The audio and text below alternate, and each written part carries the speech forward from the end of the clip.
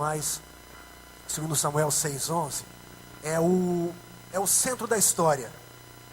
Tem a introdução, o meio e a conclusão da jornada da arca, desde lá do começo, lá onde estavam Eli, Ofni e Finéias, até no lugar que Davi preparou para a arca lá em Jerusalém. Glória a Deus, voltando aí o pessoal. E ficou a arca do Senhor 3 meses na casa de Obed-edom, o gitita. E o Senhor o abençoou e a toda a sua casa. Amém? Deus tem bênção para você e bênção para toda a tua família. Amém? Glória a Deus. Fecha os teus olhos, querido, querida, nesse momento. Senhor, muito obrigado de todo o nosso coração, te agradecemos por esta noite. Muito obrigado pelos louvores, muito obrigado pelas músicas, muito obrigado pelos levitas, por todos que cantam e tocam na tua casa. Obrigado por estarmos juntos aqui te louvando, te adorando, cantando e praticando que viemos aqui para te adorar, Senhor.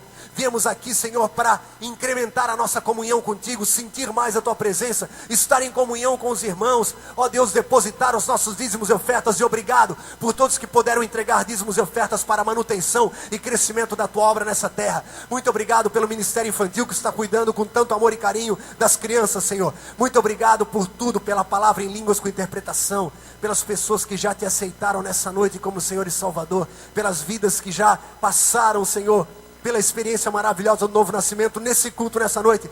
Por tudo te damos toda a honra, louvor e glória, orando no nome de Jesus, repreendemos toda e qualquer força contrária, e orando nesse nome nós não cansamos de aplaudir. Obrigado, Jesus, aleluia, glória a Deus. Te pedimos, fala conosco, Senhor, fala conosco, preste atenção, preste toda atenção.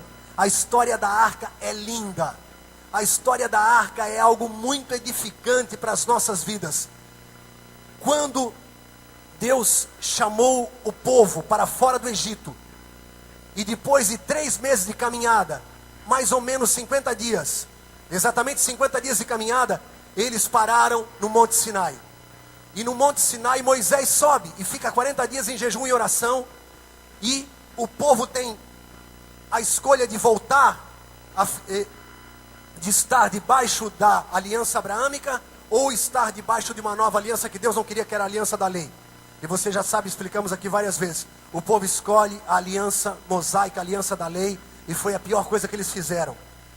Quando Moisés desce do monte, o primeiro mandamento que eles disseram que cumpririam todos, mas na força da carne, Moisés encontra o povo adorando um bezerro de ouro, e o primeiro mandamento é: não farás para ti imagem de escultura. E eles fazem e adoram aquilo.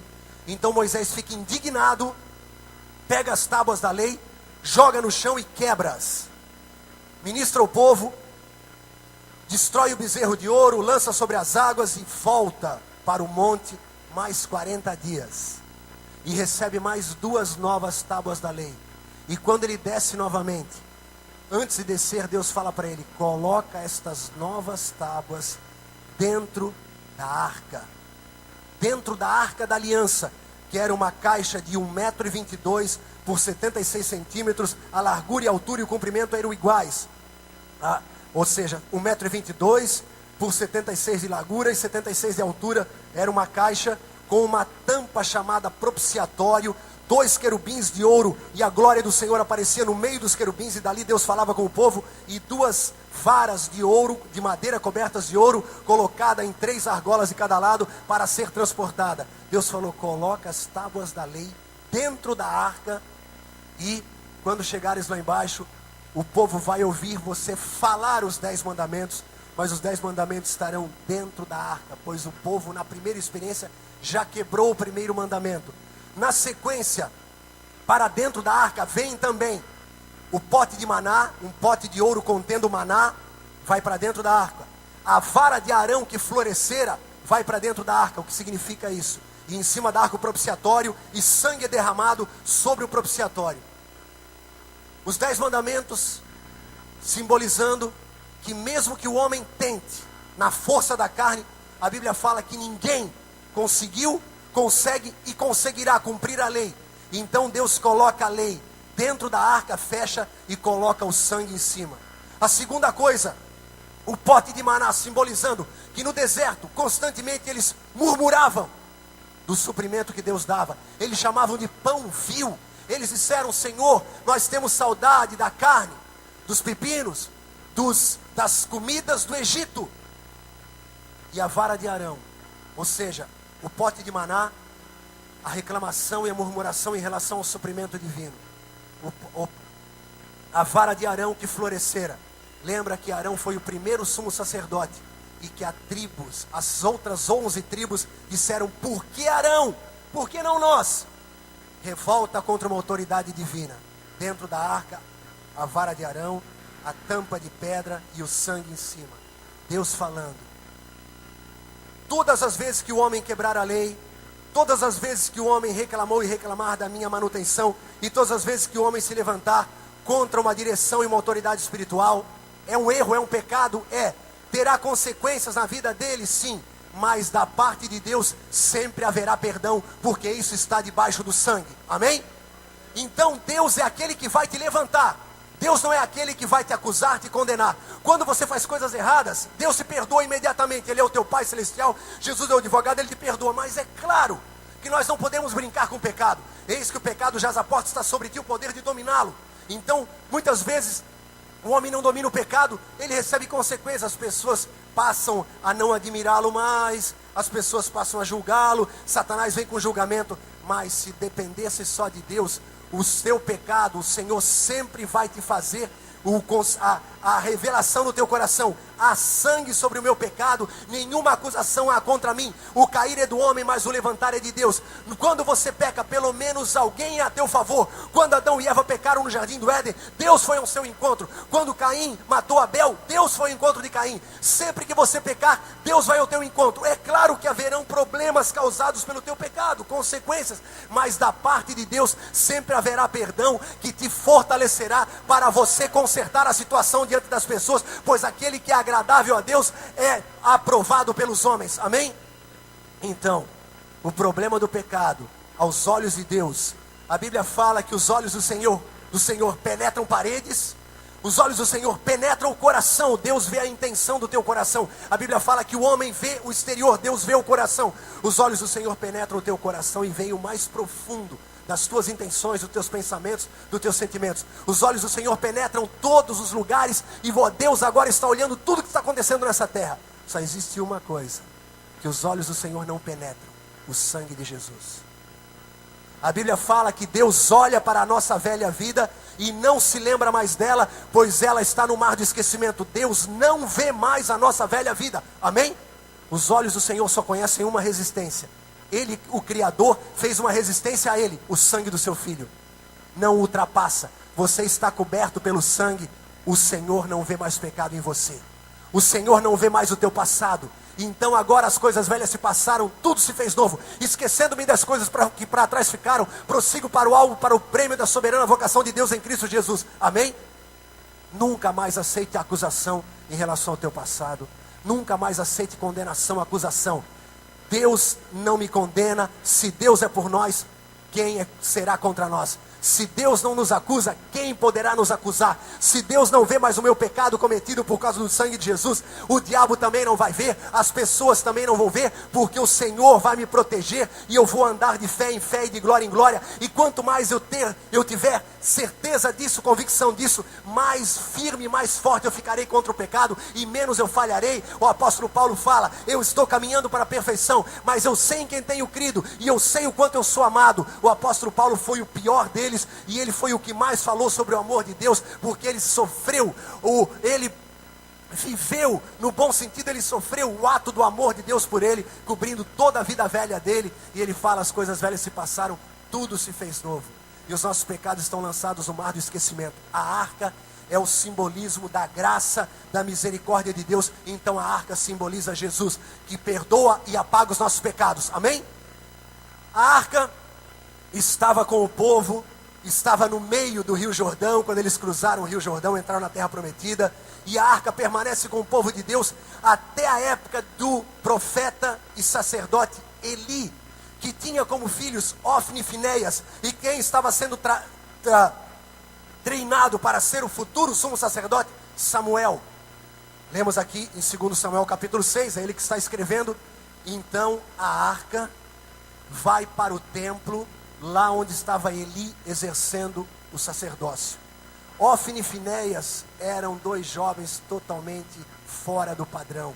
Eles eram totalmente fora do padrão, fora da presença de Deus, e ainda era o Antigo Testamento, Jesus não havia morrido por eles, então eles se afastaram de Deus e viveram fora da presença de Deus, e vai ter uma batalha, e eles como sacerdotes, não tinham comunhão com Deus, não tinham acesso a Deus, não oravam, e muito menos ouviam Deus, e eles pegam por vontade própria, e levam a arca para o campo de batalha.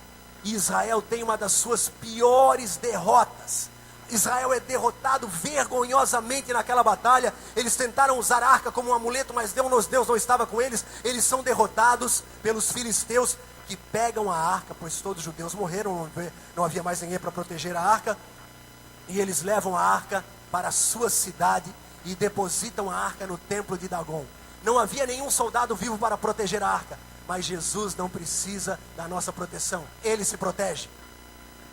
Ele se protege. A arca era Jesus, então a arca vai para a terra dos filisteus, é colocada no templo de Dagon. Eles fazem festa, eles dizem: o nosso Deus Dagon, que era uma figura de um peixe de pedra, o nosso Deus venceu, o Deus Israel. Eles festejam, cantam, dançam e vão para casa dormir. De madrugada, a estátua de Dagon aparece, ouve-se um barulho, aquela estátua de pedra caiu. Eles procuram em vários lugares o que aconteceu, e eles lembram do templo. A última coisa que eles lembraram era do templo. Foram até o templo, a estátua de Dagon estava caída diante da arca, com os braços e a cabeça quebrados. Amém?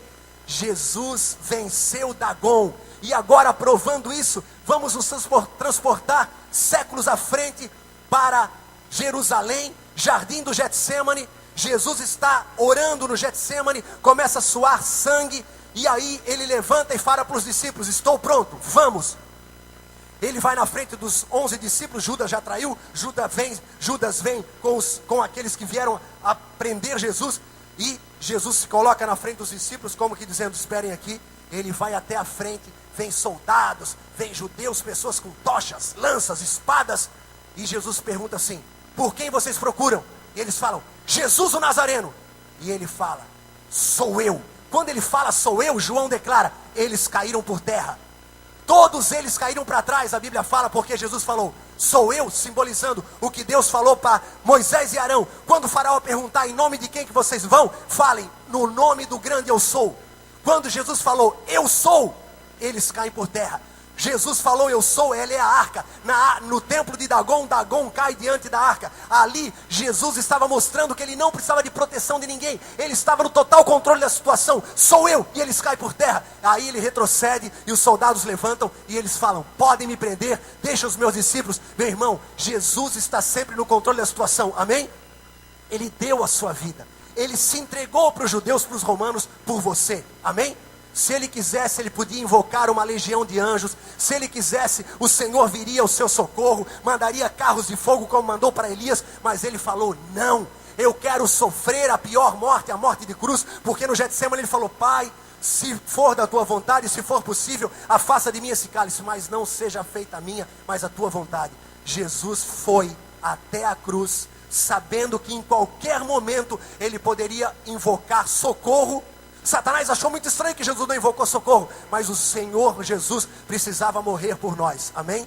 Querido, Ele é o mesmo de ontem, hoje, eternamente. Mesmo que pareça, naquele momento, parecesse que Dagon havia vencido o Deus de Israel, mesmo que Jesus parecia no momento de fragilidade, o Senhor sempre está no controle de tudo, amém? Ali diante de Dagon, eles pegaram a arca e disseram: o que é isso? O que é isso? Eles começaram a mandar a arca para várias cidades. Quando você estuda, e lá em 1º e 2º Samuel, 1ª e 2ª Crônicas, eles pegavam a arca: sai daqui. Quando a arca chegava numa cidade dos filisteus, eles ficavam doentes, a população ficava doente, eles ficavam com doenças nas partes íntimas, era uma loucura. E eles disseram: o que nós vamos fazer? Eles pegaram um carro de boi, colocaram a arca em cima, colocaram 2 bois, colocaram um vaso com ratos de ouro, porque os ratos, onde a arca ia, os ratos comiam tudo, e eles colocaram outra taça com 5 esculturas de ouro das doenças que eles tinham. Colocaram num carro de boi, empurraram e os bois foram andando até Bet-Semes, que era na fronteira da Filistia com Israel. Os bois foram sendo praticamente guiados para levarem a arca para Israel. Os filisteus disseram: nós não temos condições de ficar com a arca. Onde a arca entra, o nosso povo é desbaratado, as pessoas ficam doentes, a cidade é infestada por ratos. O Deus de Israel, o que tirou o povo do Egito, esse Deus é o Todo-Poderoso e nós não podemos contra ele. Amém? Por isso que no filme Riders of the Lost Ark, Os Caçadores da Arca Perdida, Steven Spielberg é judeu. E ele leu o Antigo Testamento e ele viu: vou fazer um filme sobre essa arca, vou mandar o Harrison Ford procurar essa arca, Indiana Jones vai procurar a arca, e ele, quando encontrar a arca, qualquer exército que tiver a arca na mão, vai derrotar o seu inimigo. Lembra desse filme? Aqui muitos de nós já vimos 2, 3 vezes, é filmaço, um dos melhores filmes que já fizeram, e tudo é sobre a arca de Israel, que tinha um poder maravilhoso. A arca de Israel, quando levava para uma batalha, a não ser naquela ocasião de Ofni e Finéias, trazia vitória. Onde a arca estava era vitória. A arca sozinha derrotou os filisteus. Jesus é mais, nós somos mais do que vencedores por aquele que nos amou primeiro. Jesus é o nosso campeão invicto, amém? A arca vai para Bet-Semes. Chega lá, as pessoas estão lá trabalhando na agricultura, e eles veem um carro de boi vindo, e a arca de ouro brilhando no sol. Eles falam: é a arca. E então os bois param. Os homens de Bet-Semes, 70 homens em Bet-Semes estavam naquele local, pegam a arca, tiram de cima do carro de boi e colocam em cima de uma pedra. Dizem que até hoje existe essa pedra. Se a gente for a Israel junto, a gente vai visitar essa pedra junto lá em Bet-Semes. Eles colocam em cima de uma pedra, que era uma pedra tipo uma pedra chapada assim, reta como uma mesa. Colocam a arca sobre a pedra, colocam os 2 vasos de ouro com as 2 ofertas, as ofertas de rato e as ofertas de uma imitação das enfermidades que eles tinham. Matam os bois, pegam a madeira do carro, imolam os bois, matam os bois e queimam aqueles bois em oferecimento de gratidão pela arca ter voltado para Israel. Parece que a coisa vai começar a melhorar, parece que vai tudo dar certo, agora vai ser uma restauração. De repente, aqueles homens fazem algo que não era para fazer. Eles pegam, a arca tinha sangue em cima dela, sangue seco, é claro. Tinha passado anos lá com os filisteus, o sangue seco em cima da arca, mas tinha sangue porque já tinha sido feito sacrifícios anteriores. Eles pegam aquele propiciatório que tinha sangue em cima, que estava cobrindo os 10 mandamentos, o pote de maná e a vara de Arão, os pecados que o povo cometeu no deserto, que Deus colocou debaixo do seu sangue. Aleluia. Que Deus misericordioso que nós temos. Amém? Os 70 homens abrem a tampa da arca e morrem. 70 homens morreram naquela manhã ao olharem para dentro da arca. Quando você olha para o teu pecado e não consegue conceber, não consegue crer que o sangue de Jesus te cobriu, a morte vem sobre você, pois o salário do pecado é a morte.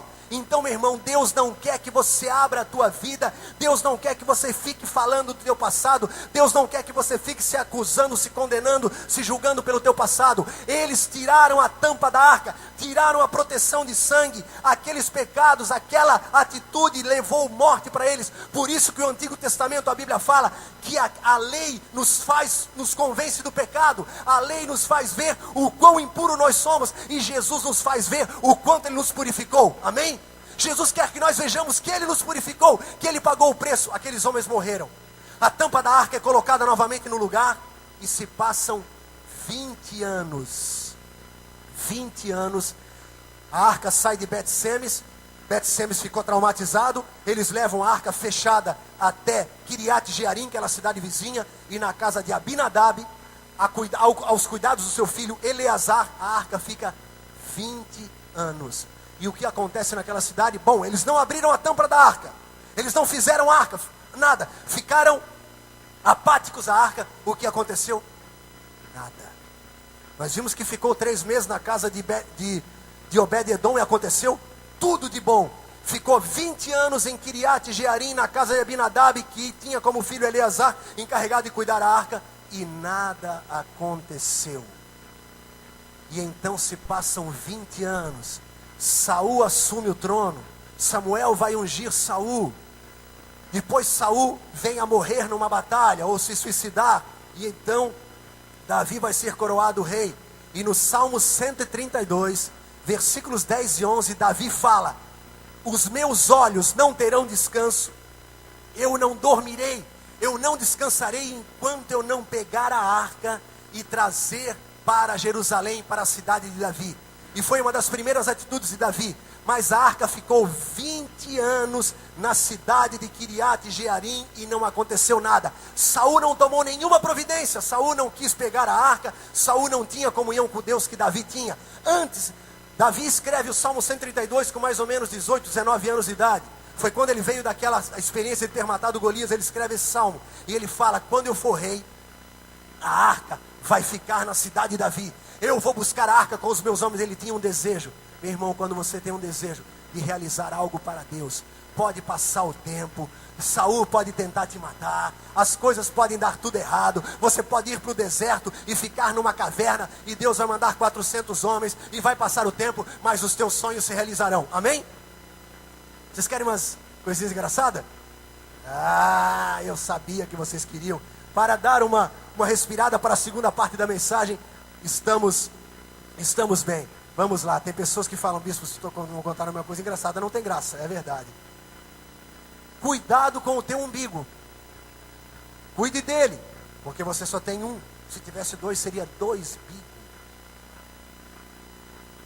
Eu não consigo me livrar do meu velho bumerangue. Ele sempre volta. Esperto é dono de sauna. Esse cara é esperto.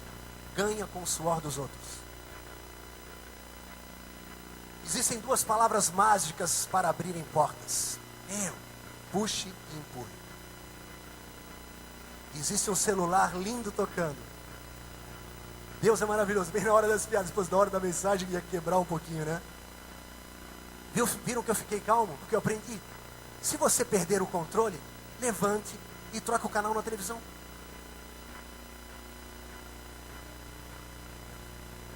Acabou? Não, saideira. Não desista do seu sonho. Se não tiver numa padaria, compre noutra. Vamos voltar para a palavra? Vamos lá? Deram umas risadinhas boas, né? Rir é o melhor remédio, diz a Reader Digest. Vamos lá então. 20 anos na casa de Abinadab, que tinha como filho Eleazar, na cidade de Kiriat Jearim. Quando os 40 foram mandados a espiar a terra prometida, quanto tempo eles passaram na terra?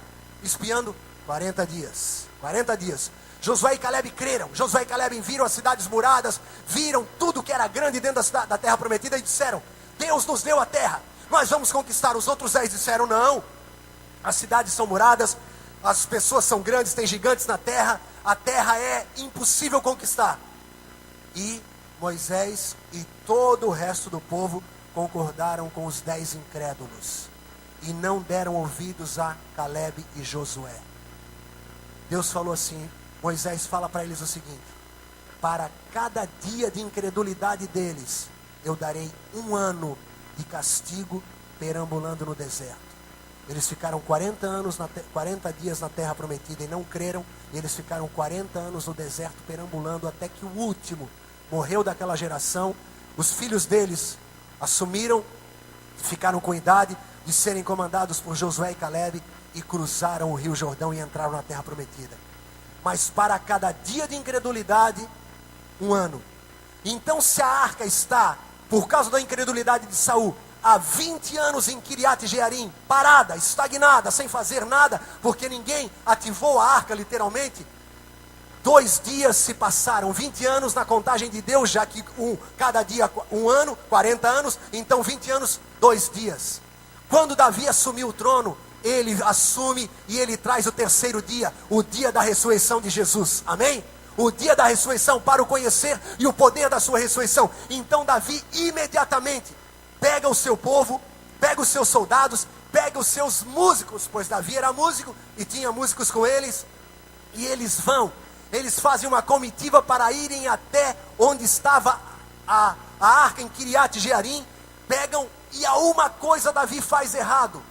A intenção foi maravilhosa, mas ele pega e leva um carro de boi igual aos filisteus, porque ele soube que a arca chegou em Bet-Semes num carro de boi, e ele não estava afiado com a palavra, ele não tinha lido em Êxodo que a arca tinha que ser colocada no ombro dos levitas, e ele coloca a arca num carro de boi, coloca os bois, a arca andando, Uzá e Aio, que eram 2 irmãos, para cuidarem da arca. E eles vão levando a arca não precisa de cuidado, a arca é Jesus, Ele que cuida de nós, não precisamos cuidar dele, Ele que cuida de nós. E o carro vai andando, e vai andar agora por uma plantação que tinha sido recém feita o corte, então tinha muita palha, muito mato solto, e os bois tropeçam num daqueles buracos que estava escondido debaixo daquela palha. Um boi tropeça e Uzá instintivamente coloca a mão na arca para impedir que ela caia do carro, e a Bíblia fala que ele morre. Davi para o cortejo, Davi para tudo e aborta a missão, fica triste, chora e cancela aquela missão. Uzá significa poder. Se fosse Uzael, seria poder de Deus, mas como é Uzá, é poder do homem.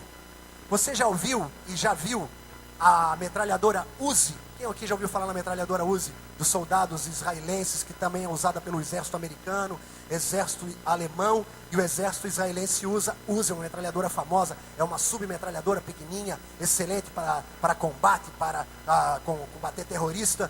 E essa metralhadora foi inventada por um judeu, Uzael Grau, em 1949, 50, e famosa Uzi, poder.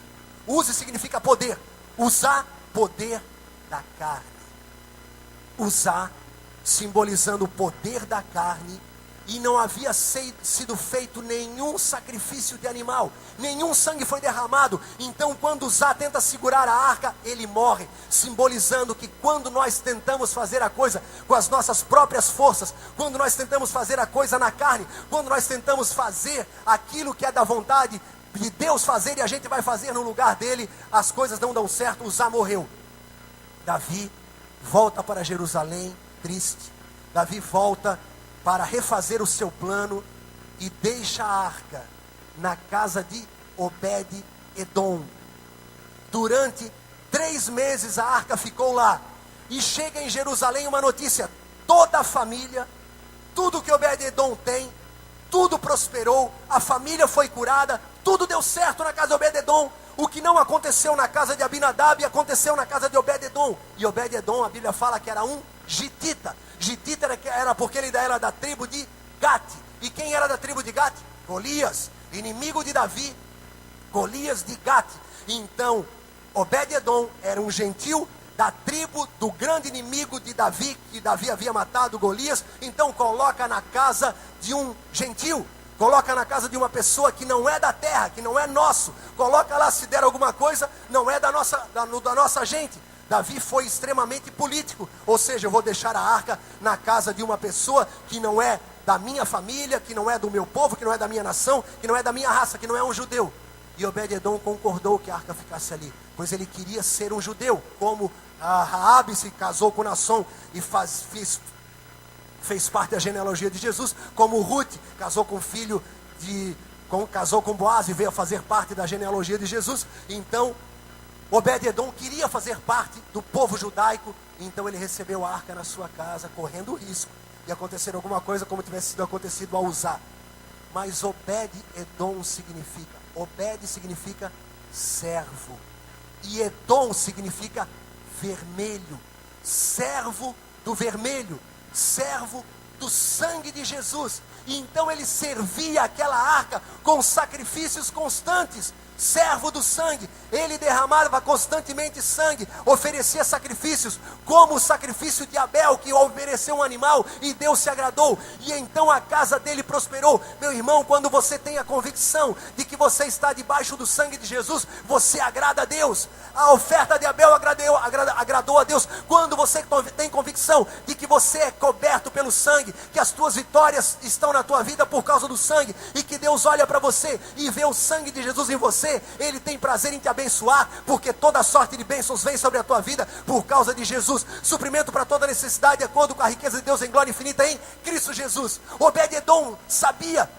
ele não era judeu, não estava submisso à lei, ele sabia que o grande mandamento era a oferta de Abel, o sangue. Então ele era servo do sangue, ele oferecia sangue. Davi soube, ele falou assim: tragam a arca agora. Já aprendi, já entendi o recado. Obed-edom, servo do sangue. Então Davi refaz o seu projeto, refaz o seu plano, volta para a cidade de Obed-edom, onde Obed-edom estava, volta com os seus músicos, com os seus cantores. Detalhe, hein? Na primeira vez havia louvor, havia adoração, mas não havia o sangue. E onde não há o sangue, onde não há a graça, onde não há remissão de pecados, Deus não abençoa. Meditamos a semana passada, o sacerdote colocava sangue na orelha, na ponta do dedão, na ponta do pé, depois ele colocava azeite. O Espírito Santo vai atrás do sangue, Deus vai atrás do sangue. O céu todo se move por causa do sangue de Jesus, amém?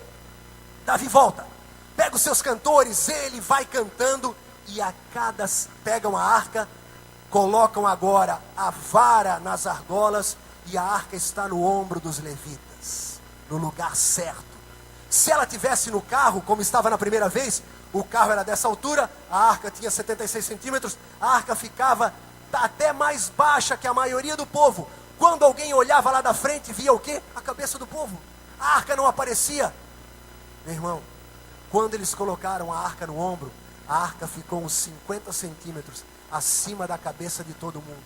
Quando Jesus é erguido, quando Jesus é exaltado, o céu se move a nosso favor, amém?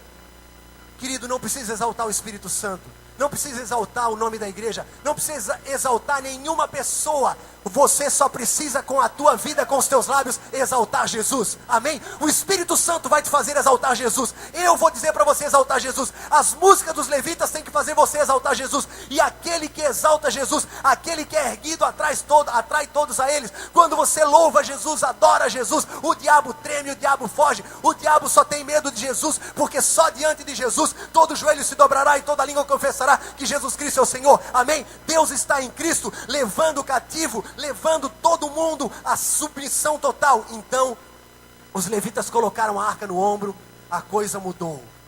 Mas não só isso.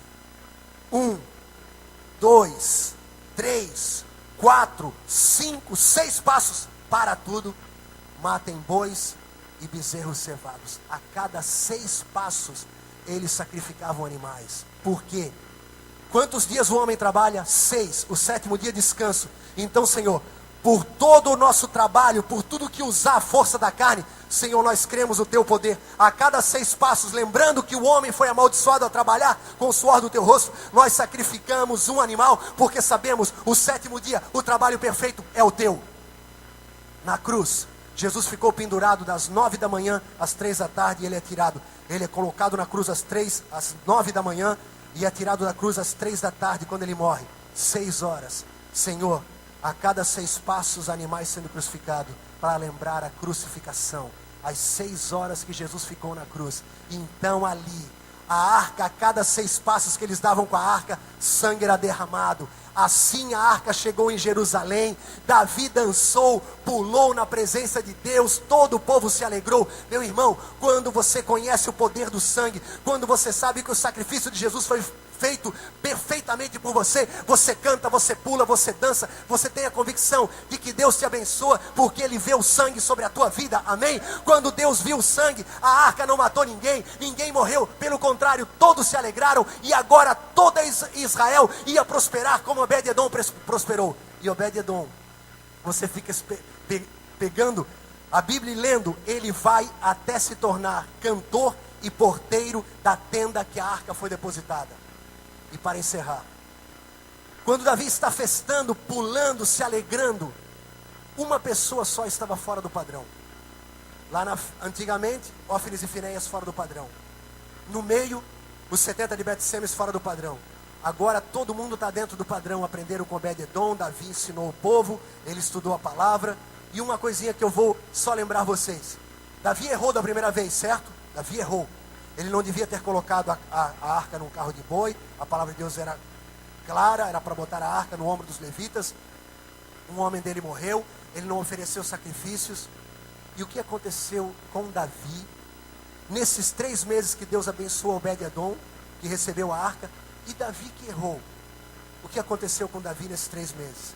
Além de estudar a Bíblia, olha o que aconteceu com Davi. Pois a palavra de Deus fala no Salmo 103, Senhor, não me trata segundo os meus pecados, mas segundo a tua muita misericórdia.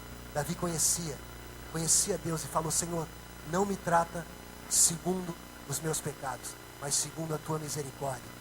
E Deus atendeu a oração de Davi no Salmo 103, 10 e 11. E olha só, entre a morte de Uzá, a arca na casa de Obed-Edom, e a volta de Davi para pegar a arca na casa de Obed-Edom, se passaram 3 meses. A Bíblia fala que Irão, rei de Tiro, enviou mensageiros a Davi, e madeira de cedro, e carpinteiros e pedreiros que edificaram uma casa a Davi. Reconheceu Davi que o Senhor o confirmara rei sobre Israel, e que exaltara o seu reino por amor do seu povo. A seguinte, Davi recebe mulheres e tem mais filhos. Na seguinte, 3 coisas aconteceram. Primeiro ele ganhou uma casa do rei de Tiro, depois ele teve mulheres e filhos, e depois ele tem uma vitória grandiosa sobre os filisteus. Esse é o nosso Deus, amém? A bondade de Deus nos leva ao arrependimento. Deus não julgou, não condenou Davi, Deus abençoou Davi. E porque Davi foi abençoado, a bondade de Deus levou Davi ao arrependimento. Ele se arrepende, coloca agora a arca no ombro dos levitas, ele faz sacrifícios a cada 6 passos. A bondade de Deus que te leva ao arrependimento. Deus não quer tratar você de acordo com os teus pecados, porque senão ele teria que matar todos nós. Então ele colocou toda essa ira, e tudo na morte de Jesus foi tudo, para que pela bondade de Deus nós nos arrependamos, amém? Queridos, quando nós temos a convicção de que somos amados por Deus, o apóstolo João falou, porque eu sei que eu sou amado por Deus, então eu tenho facilidade de amar. Quando eu não consigo conceber que eu sou amado por Deus, eu me torno uma pessoa meio, meio difícil, uma pessoa meio fria. Mas quando eu sei que o Deus Todo-Poderoso me ama, independente do que eu faça, quanto mais eu tomo convicção desse amor, menos coisas erradas eu faço. Pois quem crê certo, vive certo. Esses dias eu vivi isso de uma maneira muito especial que eu tenho que compartilhar com vocês rapidamente. Uma pessoa íntima minha fez uma coisa que foi muito desagradável. Muito desagradável. Foi uma coisa muito decepcionante. E qual foi a minha reação? Agora. Já peguei Indiana Jones, né? Vou pegar o meu chicote de Indiana Jones, já que estamos falando da arca. Indiana Jones tinha um chicote que ele fazia miséria, velho. Vou pegar o meu chicote de Indiana Jones. Essa era a minha vontade. O Espírito Santo me falou, abraça essa pessoa que te decepcionou e fala o que faz tempo que tu não fala para elas. Fala para ela, fala que tu amas. Cara, não foi fácil. Vou dizer para vocês que não foi fácil. Não vou dizer que foi mamão com açúcar. Mas tudo posso naquele que me fortalece. Guardei o meu chicote de Indiana Jones. Guardei o meu 38. Guardei tudo. Então eu não ando armado não. Não tenho arma nem palavra. Ó, a piada vai ser contada agora que tem uma cortadinha no microfone, que ela vai descobrir o que é. E eu peguei e abracei aquela pessoa que me decepcionou de uma maneira muito triste. E eu falei, eu te amo, mas eu não falei da boca para fora, falei do coração para fora. Deus me mostrou, tu sempre amaste essa pessoa, mas depois que aconteceu isso, concorda comigo? Eu falei, Senhor, eu concordo. Eu passei a amá-la mais. Hein?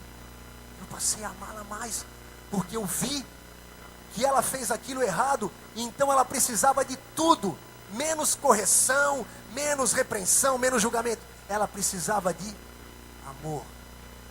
Quando Deus vê que você errou, Ele vê que você precisa de tudo, e mais ainda, você não precisa de repreensão, de correção, você precisa de amor, pois o amor cobre multidão de pecados. O amor é o vínculo da perfeição. Você sente o amor de Deus e você se sente fortalecido para mudar de atitudes, mudar a tua postura e andar de uma maneira nova e certa. Quando Davi viu o rei de Tiro trazendo aquilo, as mulheres chegando, os filhos nascendo, quando Davi viu ele vencendo os filisteus, uma vitória fantástica, ele falou: Senhor, agora eu vou pegar a arca, eu vou oferecer sacrifícios, eu vou colocar a arca no ombro dos levitas, conhecereis a verdade e a verdade vos libertará. Então Davi entra em Jerusalém cantando, pulando, e Mical, a sua mulher, a primeira, que era filha de Saul, aquela que Davi tinha uma promessa, lembra quando ele matou Golias? Quem matar Golias casará com a filha do rei, será isento de impostos e terá grandes riquezas.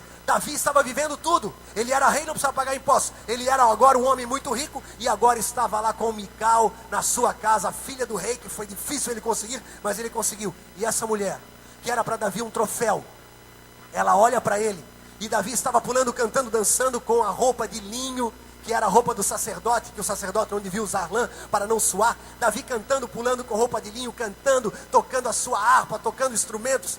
E a Bíblia fala que Mical olha para ele e despreza-o no seu coração. E fala que aquilo não era atitude de rei, aquilo não era a postura de um rei. Ele estava junto com as pessoas, igual às pessoas, cantando, pulando, junto com as pessoas. E Davi fala: muito mais eu farei, muito mais eu serei igual ao meu povo. E ele distribui passas, pedaços de pão e carne para o povo. Mical significa riacho, pouca água, um fiozinho de água correndo. E agora voltamos para o Novo Testamento. Quando Jesus, Mical é aquilo que está escrito aqui na palavra em Judas capítulo 1, versículo 12. Nuvens sem água, impelidas pelos ventos, árvores em plena estação dos frutos destes despojadas, duplamente mortas, desarraigadas. Mical era uma nuvem sem água, uma coisa que era para jorrar do seu interior rios de água viva, mas ela estava apegada, arraigada à lei, e não conseguia viver a liberdade da graça, não conseguia viver a alegria. Meu irmão, quando você está debaixo da graça, a alegria toma conta do nosso coração, e pessoas falam: você está muito alegre. Pessoas que falam assim envelhecem rápido. Você está muito alegre, há muita alegria, muita graça, muito perdão. Tem que ser mais duro. Meu irmão, relaxa. Amém? Refrigério pela presença do Senhor. Creia na palavra, creia no amor de Deus. Mical era uma nuvem sem água, árvore sem fruto na estação certa. Então, para encerrar, Novo Testamento, Marcos capítulo 11, Jesus entra em Jerusalém, montado num burrinho, todo mundo colocando mantos, ramos de árvore, e ele entra em Jerusalém como um rei. Dentro de Jerusalém ele vai para o templo, faz aquela limpeza no templo. Vai dormir aonde? Na cidade vizinha, pois não tinha lugar, ele não queria ficar em Jerusalém. Ele dorme na cidade vizinha. No outro dia, antes de ir para a cidade vizinha, quando ele sai do templo, ele teve fome. Lembra que ele teve fome? Ele olha uma figueira, árvores em plena estação dos frutos destes despojados. Ele olha para uma figueira que era para dar fruto, como Davi olhou para Mical, dizendo: vem cá, vamos festar conosco. E ela não quis, não deu fruto. Jesus olha para a figueira cheia de folhas, época de dar frutos, ele vai até ela, procura frutos e não encontra. O que ele faz? Amaldiçoa a figueira. E a figueira recebe a maldição. No momento nada acontece. Anoitece, os discípulos vão embora. No outro dia cedo, bem cedo, o sol nasce. Os discípulos com Jesus estão voltando para Jerusalém, fazendo o mesmo trajeto, e Jesus olha, e os discípulos olham para a figueira, e a figueira está seca, da raiz até o alto, seca. E os discípulos falam: Senhor, o que aconteceu? Jesus falou: se tiveres fé, vocês farão os montes transportarem para o mar. Peraí, Jesus vinculou fé à figueira seca. Antigo Testamento novamente, Gênesis, capítulo 3, lei da primeira menção. Qual foi a primeira vez que a figueira é mencionada? Quando Adão e Eva pecaram, eles se abriram os olhos, eles viram que estavam nus. O que eles fizeram? Correram e pegaram folhas de figueira, a palavra diz folha de figueira, e colocaram sobre si, para tampar a sua nudez, que agora eles tinham vergonha. Você lembra disso? Gênesis capítulo 3. Primeira vez que a figueira aparece, o homem tentando tampar o seu pecado. O homem tentando tampar. Agora é a mesma coisa de usar, a mesma coisa de Bet-Semes. Então Adão e Eva tentam se tampar. E quando Deus chega no jardim na viração do dia e chama por Adão, Adão se esconde e fala assim: Senhor, ouvi a tua voz, mas porque estava nu, tive medo e me escondi. Peraí, ele estava com folha de figueira, mas disse que estava nu, porque ele reconheceu que todo esforço próprio para cobrir o seu pecado era inválido. Então Deus mata animais e faz vestes de peles para Adão e Eva. A figueira amaldiçoada significa: a nossa fé vai ser uma fé grande quando nós pararmos de confiar nas nossas obras, nas nossas forças, e cremos totalmente no poder de Deus, na bênção de Deus, no sangue de Jesus. O Senhor nos cobre, o Senhor nos justifica, o Senhor é o meu pastor e nada me faltará. Se disseres a esse monte, coloca, lança-te no mar, e se falares e no coração crerdes, isso acontecerá. Jesus vinculou a figueira seca com a fé deles. Quem tem na sua vida a figueira seca, a figueira que Adão e Eva usaram para tentar se cobrir, eu não vou tentar me cobrir, eu não vou tentar me perdoar, eu não vou tentar por obras próprias, eu vou agradecer a Jesus, eu vou me apoiar em Jesus, eu vou louvar a Jesus, e eu vou crer nele, que ele é o meu justificador, ele é a minha arca, ele me protege, o seu sangue que me cobre. Então a minha fé aumenta, porque eu coloco Jesus na frente, e ele é autor e consumador da minha fé. Amém?